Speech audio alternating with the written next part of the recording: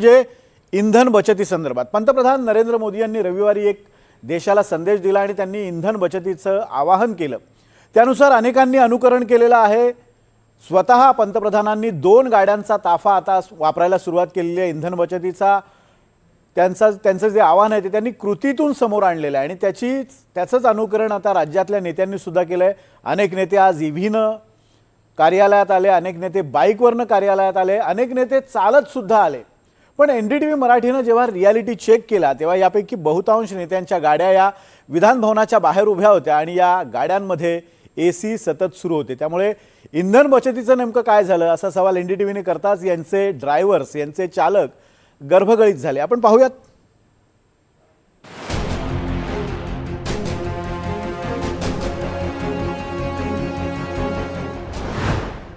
मोदींचं इंधन बचतीचं आवाहन फक्त सर्वसामान्यांसाठी?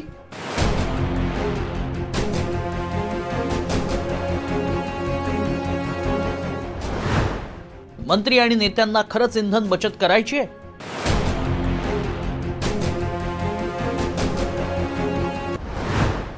इंधन बचतीच्या धोरणावर एनडीटीव्ही मराठीचा रियालिटी चेक। कोणाची गाडी है? फोन चालू जरा 2 मिनट। गाड़ी किसकी है? गाड़ी किसकी है? गाड़ी किसकी है? क्या हुआ बोलो नहीं, गाड़ी एसी लगा के आप रुके हैं, इसलिए गर्मी बहुत है क्या, इसलिए मैंने पूछा। क्या करना बोलो ना। और नाम पता ना क्या है? 50 गाड़ी दिख रही है, 50 गाड़ी स्टार्ट है।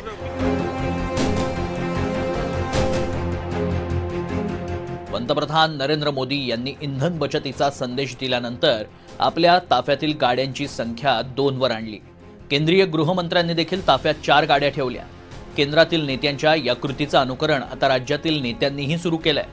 मोदींच्या आवाहनाला प्रतिसाद देत मुख्यमंत्री फडणवीसांनी थेट बुलेटची स्वारी केली।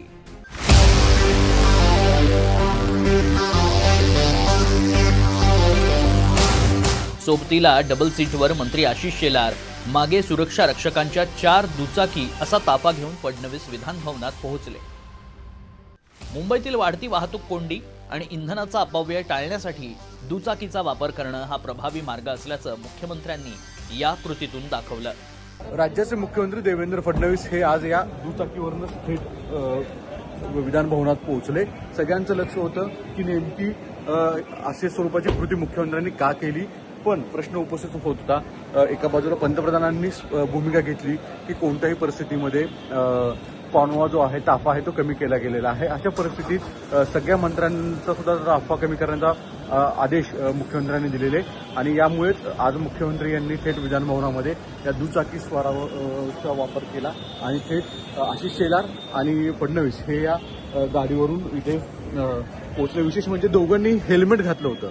हेल्मेट पण आवर्जून घातलं होतं, कारण की आपणास माहित आहे की हेल्मेटच्या नियमावली वरून सुद्धा अनेक मंत्र्यांना कारवाई झालेली आहे, त्यांच्यावर टीका झालेली आहे। अशी कोणतीही टीका होऊ नये यासाठी अशा स्वरूपाची भूमिका घेतल्याचं दिसून येतं। पंतप्रधान मोदयांनी जी अपील केलेली आहे ती खालपर्यंत पोचावी म्हणून हा प्रयत्न मी केलेला आहे, जेणेकरून एक प्रकारे आपण ज्यावेळेस अशा प्रकारचा प्रयत्न करतो तर लोकांमध्ये जागृती होते। आम्ही कालपासून आमचे कॉन्वॉय देखील कमी केलेले आहेत आणि माझा तो पोलिसांना आग्रह आहे तो अजून छोटा केला पाहिजे, पण त्यांच्याशी अजून चर्चा चाललेली आहे। सगळ्यांचे परदेश दौरे देखील आपण रद्द केलेले आहेत। आता मुख्यमंत्री फडणवीस बाईक राईड करणार आणि विरोधक शांत बसणार असं शक्य आहे का? फडणवीसांच्या बाईक राईडचा विरोधकांनी चांगलाच समाचार घेतला। सिंबॉलिक 1 दिवसासाठी 2 दिवसासाठी असेल तर काही फरक पडणार नाही, खरंच पडणार। म्हणजे आता आज मी पाहिलं देवेंद्र फडणवीस अंतराळामध्ये मोटरसायकलवरून आले, उद्यापासून अंतराळामध्ये ते मोटरसायकलवरूनच आले तर अधिक जबाबदारीने घेतली। काही लोक आज याला कशाला बैठकीला, मंत्रिमंडळाच्या बैठकीला चालत गेले, कुणी अजून काय केलं, कुणी अजून सायकलवर गेलं, बरंच काय झालं। मला असं वाटतं की त्यांनी आता सुरुवात केली असेल तर अशीच सुरुवात कायम त्या ठिकाणी ठेवली पाहिजे। एकाच दिवशी फक्त बातम्या होण्यासाठी ते करत असतील तर ते योग्य नाही। परंतु भारतीय जनता पार्टीचेच लोक पंतप्रधानांनी केलेल्या आव्हानाला हरताळ हसत असतात. पहिली गोष्ट घोषित तर केलं यांनी की आम्ही एका वाहनात जाऊन मग कशासाठी ईव्ही घेतात, कशासाठी घेतात.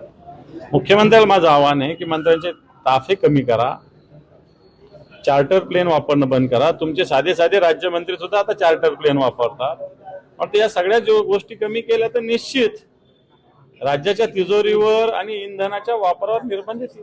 विरोधक टीका करू देत, मात्र फडणवीसांनी किमान इंधन बचतीसाठी प्रयत्न तरी सुरू केलेत. ताफा कमी केला, टू व्हीलरनंही प्रवास केला. मात्र फडणवीस जसं आपल्या नेत्यांचं अनुकरण करतात तसं फडणवीसांच्या सोबत काम करणाऱ्या नेत्यांचं नाही. आता भाजपचे आमदार प्रसाद लाड यांचीच गाडी पहा.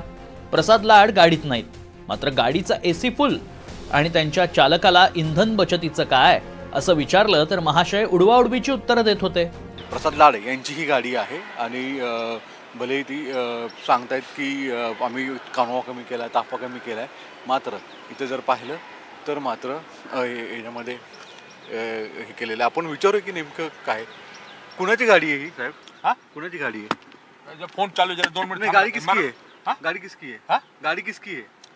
क्या हुआ बोलो नहीं ना। नहीं, गाड़ी एसी लगा के आप रुके हैं, इसलिए गर्मी बहुत है क्या, इसलिए मैंने पूछा. नहीं साहब आ रहे हैं ना हमारे। कौन है साहब? हाँ? नाम क्या हुआ बोलो ना। नाम कौन है बताओ ना साहब, साहब का.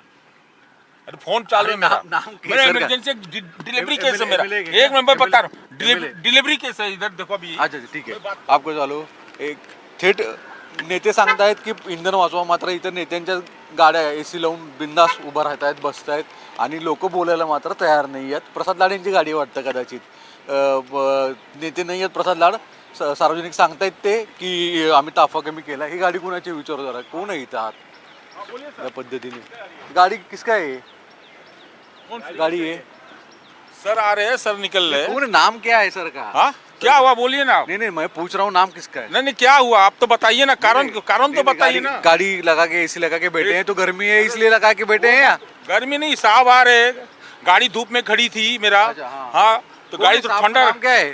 क्या करना बोलो ना आप। और नाम बताना क्या है? 50 गाड़ी दिख रही है, 50 गाड़ी स्टार्ट ठीक आहे, आपको बात नाही करते, ठीक आहे. साहेबाला नाव सांगायचं नाही असं दिसतं ओव्हरऑल. पण त्याच्यामध्ये प्रश्न असा उपस्थित राहतोय की एका बाजूला नेते करतायत आणि दुसरीकडे मात्र गाड्या उभा राहिल्याचं दिसून येत आहे. सत्ताधारी नेत्यांना इंधन बचतीचं किती वावडं आहे याचं वास्तव दाखवणारं चित्र संभाजीनगरात पाहायला मिळालं. शिंदे गटाचे नेते राजेंद्र जंजाळ यांनी थेट चारचाकी गाड्यांची भव्य रॅलीच काढली. रॅलीमध्ये मोठ्या प्रमाणात आलिशान गाड्यांचा ताफा पाहायला मिळाला. छत्रपती संभाजीनगरमध्ये उपमहापौर राजेंद्र जंजाळ यांच्या नेतृत्वाखाली अशी मोठी वाहनांची चारचाकी रॅली निघालेली आहे.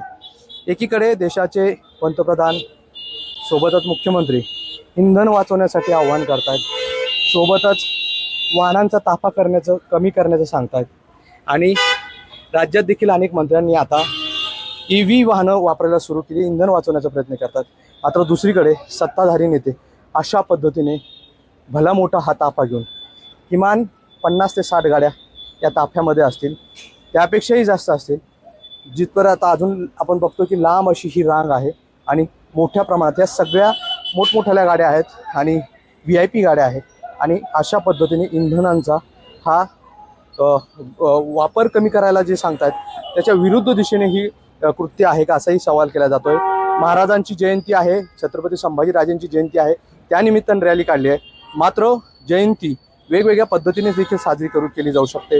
विद्यार्थ्यांना पुस्तक वाटणे असेल, सोबतच सांस्कृतिक कार्यक्रम असतील, हे सगळी करून जयंती साजरी गेली असती आणि यातून एक मेसेज पण देता गेला असता की आम्ही इंधन वापरत नाही, आम्ही रॅली काढत नाही. मात्र असं न करता अशा पद्धतीने ही भली मोठी आपण बघतो की अजूनही वाहनांचा ताफा येतोय. प्रचंड लांबपर्यंत किमान 1 किलोमीटरपर्यंतची ही सगळी रांग आपल्याला पाहायला मिळते आणि कितीतरी शेकडो वाहनं या रॅलीमध्ये दिसत आहेत आणि त्याचा इंधनाचा वापर देखील केला जातोय. अनेक नगरसेवकांच्या गाड्या या ताफ्यामध्ये पाहायला मिळतात. त्यामुळे कुठेतरी पुन्हा एकदा प्रश्न निर्माण होतो की सत्ताधारी नेतेच एकीकडे वरिष्ठ नेते आदेश देतात आणि दुसरीकडे खालचे नेते त्याला केराची टोपली दाखवतात, इंधन अशा पद्धतीने वापरायचे. त्यामुळे सर्वसामान्यांना प्रश्न पडलाय की ही जी सतत सल्ले दिले जातात, आव्हान दिली जातात, ती फक्त सर्वसामान्यांसाठीच आहे की सत्ताधाऱ्यांसाठी देखील आहे. आता याचं उत्तर हे सत्ताधारी नेते देऊ शकतात. म्हणजेच सत्ताधारी नेत्यांनी दाखवून दिलंय की इंधन बचत आणि काटकसर हे सगळे उपदेश फक्त सर्वसामान्यांसाठीच असतात. मग ते उपदेश अगदी मोदींनी दिले तरी ते पाळलेच पाहिजेत असं काही नाही. एकीकडे इंधन बचतीचे संदेश, तर दुसरीकडे त्याच संदेशांना हरताळ फासणारी नेत्यांची वास्तव कृती. काही ठिकाणी दिखावा, काही ठिकाणी खऱ्या प्रयत्नांची सुरुवात. मात्र अजूनही मूळ प्रश्न तसाच आहे. इंधन बचत ही फक्त सर्वसामान्यांची जबाबदारी आहे का? विशाल पाटीलसह सागर कुलकर्णी, NDTV मराठी, मुंबई.